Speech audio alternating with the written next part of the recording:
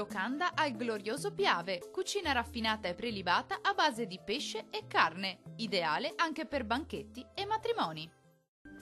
Giuda cederà il posto al terribile anticiclone Caronte che ci traghetterà verso un caldo infernale.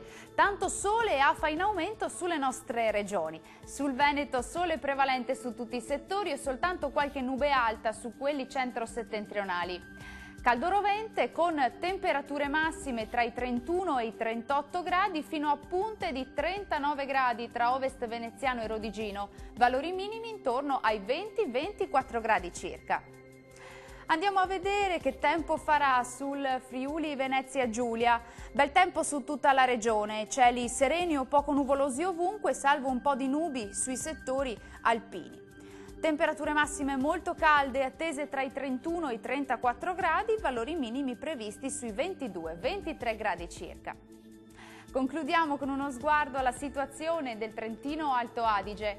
Tanto sole e bel tempo anche qui, da evidenziare soltanto poche nubi alte e innocue sull'Alto Adige e sul nord-est trentino. Caldo intenso con temperature massime tra i 36 e i 38 gradi, minime tra 18 e 21 gradi circa. Il mare sarà generalmente poco mosso, i venti moderati e sudorientali. Dal meteo di Antenna 3 è tutto, arrivederci!